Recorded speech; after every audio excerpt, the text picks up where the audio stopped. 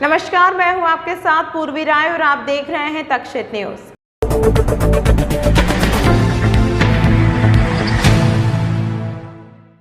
Ujjain crime branch को मिली बड़ी सफलता। होटल कलश में लूट की वारदात को अंजाम देने वाले इंदौर के लुटेरे गिरफ्तार। उज्जैन पुलिस से मुठभेड़ में हुई फायरिंग। महाकाल दर्शन करने आए श्रद्धालु होटल कलश में रुके हुए थे। उस दौरान अज्ञात आरोपी हाथ में पिस्टल लिए घुस गए थे। दिल्ली और सीहोर के श्रद्धालुओं के साथ लाखों की लूट कर रफू चक्कर हो गए थे। साइबर प्रभारी प्रतीक यादव और क्राइम प्रभारी संजय यादव मौके पर पहुंचे। अज्ञात आरोपी के खिलाफ तलाश प्रारंभ की। साइबर प्रभारी को मुखबिर से सूचना मिली 3 संदिग्ध व्यक्ति घूम रहे हैं। साइबर प्रभारी तुरंत अपनी टीम के साथ रवाना हुए। टीम को देखते ही संदिग्ध व्यक्तियों ने टीम पर गोलियां चलाई। जवाब में साइबर टीम ने भी फायरिंग की। आखिर तीनों आरोपियों को पैर में गोली लगी और मौके से गिरफ्तार किया। तीनों आरोपी इंदौर में खजराना थाना क्षेत्र के कुख्यात बदमाश सुरीला, आरिफ और तौकीफ हैं। तीनों को अस्पताल में भर्ती करवाया गया है। ये परसों का घटनाक्रम आपको मालूम होगा कि होटल कलश में दो परिवार जो बाबा महाकाल के दर्शन के लिए आए थे, उनके द्वारा उनके साथ एक घटनाक्रम हुआ था। उस परिवार के साथ कुछ जेवरात और ये लूट कर लेके गए थे और हमारी टीमें उसमें लगातार काम कर रही थी। एडिशनल एसपी श्री अभिषेक आनंद और एडिशनल श्री विनोद मीणा की टीमों को लगाया गया था। इनके साथ सारी साइबर की टीम और लोगों ने दिन रात जब काम किया तो हमें स्पष्ट हुआ एक गाड़ी को हमने जीरो डाउन किया था।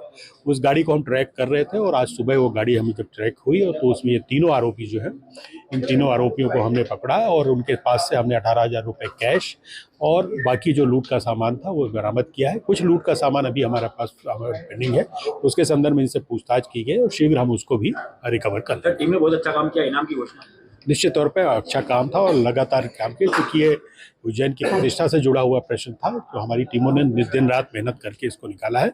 इनको हमारे स्तर पे तो जो इनाम है ही, मैं इसमें बड़ी से तरीके अपने आईजी साहब के लेवल पे भी इसको इनाम के लिए प्रतिवेदन भेजूंगा।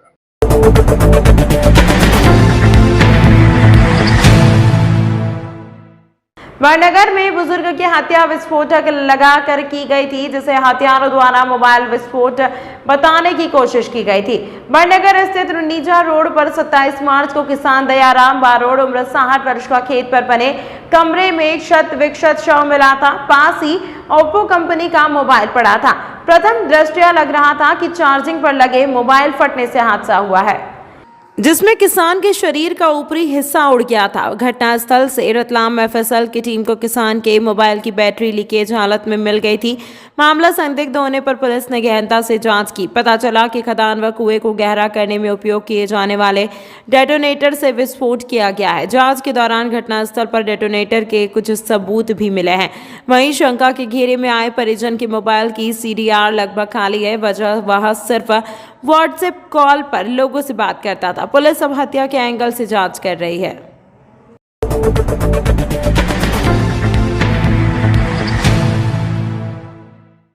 कहा जाता है साया कभी हमारा साथ नहीं छोड़ता, मगर यह बात उज्जैन में गलत साबित होती है। यहाँ साल में एक दिन ऐसा आता है जब परछाई साथ छोड़ देती है। मंगलवार दोपहर में 12:35 पर ऐसा ही नजारा शासकीय जीवाजी वैधशाला में देखने को मिला। यह साल में एक बार 21 मार्च को दिन और रात बराबर रहते हैं।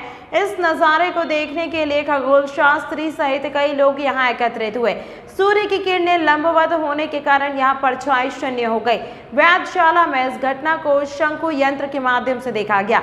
अब आज के बाद दिन बड़ा होना शुरू होगा और रात छोटी।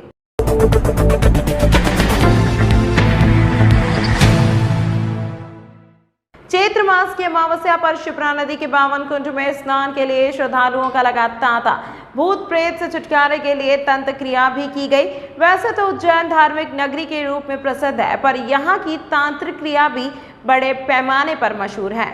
उज्जैन की मोक्षदायिनी शिप्रा नदी के प्रत्येक घाट पर मंगलवार भूतड़ी अमावस्या पर तांत्रिक क्रिया का नजारा देखा गया। कई लोग भूत प्रेत की बाधाओं को दूर करने के लिए टोने टोटके करने पहुंचे। यहाँ दूर दूर से आए श्रद्धालुओं द्वारा पूर्वजों की आत्म शांति के लिए पिंडदान भी किया गया।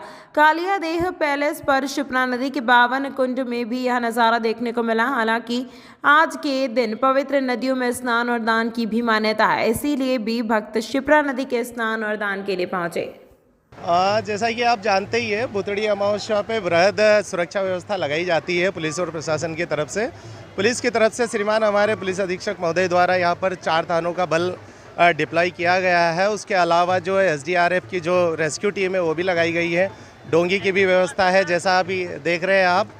जो रिंग्स है, सेफ्टी रिंग्स है, वो भी लगाई गई है और करीब 55-60 के लगभग पुलिस फोर्स तैनात किया गया है और करीब 1,500-2 हज़ार के लगभग श्रद्धालु आसानी से दर्शन कर रहे हैं और स्नान कर रहे हैं।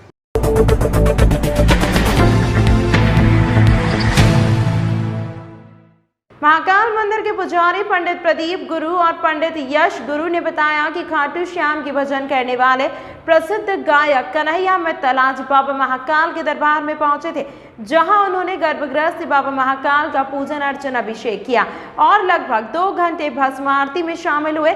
गर्भगृह में पंडित प्रदीप गुरु और पंडित यश गुरु द्वारा पूजन अर्चन व अभिषेक करवाया गया।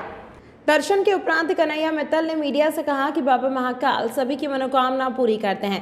उनके दरबार में आकर कुछ भी मांगने की जरूरत नहीं पड़ती है। मैं बाबा महाकाल का भक्त हूं, जो कि मौका मिलते ही उनके दर्शन करने आया हूं।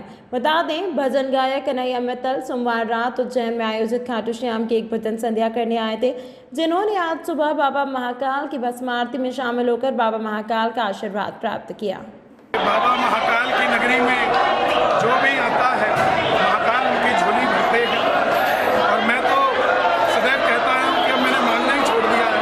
अपने लिए, दुनिया के लिए मांगता हूँ और सर्वे भवन्तु सुखिनः, सबका जीवन सुखी हो और हमारे देश के अंदर सनातन का परचम लहराता रहे।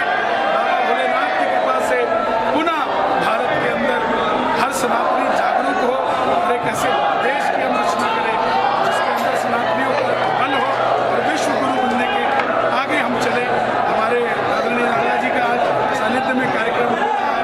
हमारे यश गुरु महाकाल मंदिर से इन सब का विशेष आशीर्वाद हम पर रहता है और श्याम बाबा के जितने भी भक्त पूरी दुनिया में रहते हैं, उन सबको महाकाल की पावन मंदिर से मैं यही प्रार्थना करता हूँ कि महाकाल सबको स्वस्थ रखे, सभी श्याम भक्तों को प्रेम से रखे और सबको समृद्ध रखे। हमारे विनोद लाला जी जो आज इतना बड़ा आयोजन उज्जैन की नगरी में करा रहे हैं, आए हुए सभी भक्तों का और आने वाले सभी भक्तों का और आए हुए सभी भक्तों का मैं दिल की गहराइयों से धन्यवाद करता हूँ। आप स्वस्थ रहें, मस्त रहें, व्यस्त रहें, चुस्त रहें और भगवान लहराते रहे। जय श्री राम। तमाम महत्वपूर्ण खबरों के लिए देखते रहिए तक्षशित न्यूज।